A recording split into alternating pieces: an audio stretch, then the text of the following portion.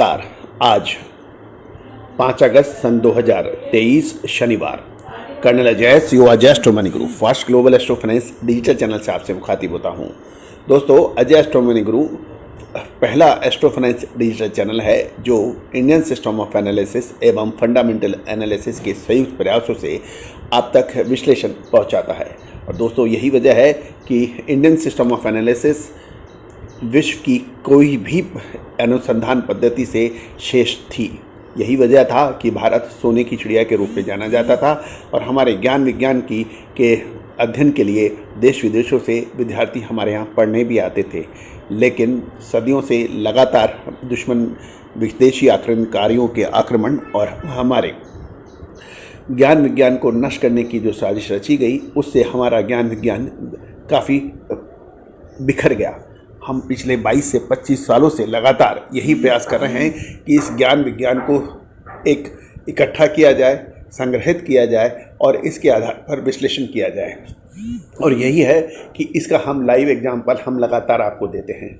दोस्तों, आपका अपना चैनल लगभग 82.5 लाख 82.5 लाख व्यू और 69,000 यानी 69,000 व्यू वाला सब्सक्राइबर वाला देश का पहला चैनल बना है। दोस्तों, आज हम गेहूं पर अपडेट देंगे आपको, जानिए पूरी रिपोर्ट विस्तार से।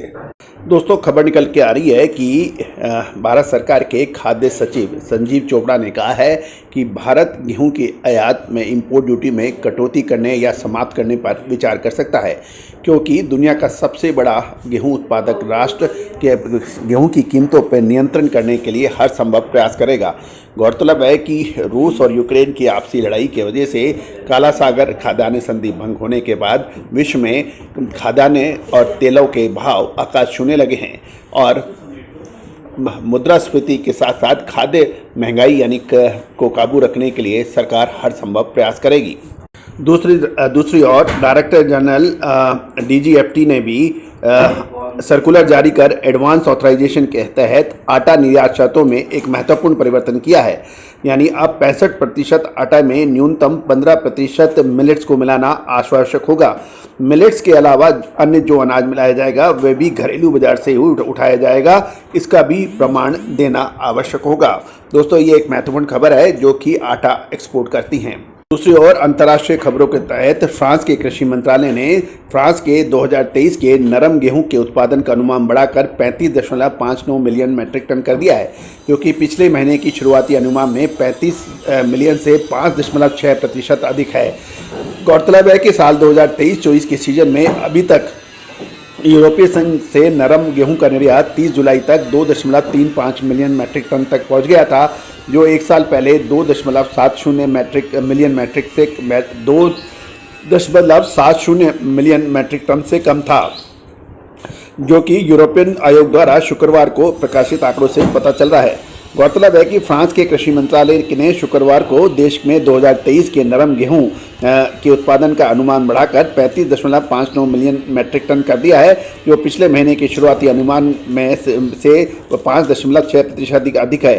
फ्रांस के किसानों ने इस वर्ष नरम गेहूं की फसल 87% 31 जुलाई तक कलेक्ट हो गया था, जबकि एक सप्ताह पहले ये 83% था, क्योंकि गीले मौसम से इस वर्ष की फसल के समाप्ति की ओर है और ये आंकड़े फ्रांस सरकार ने जारी किए हैं।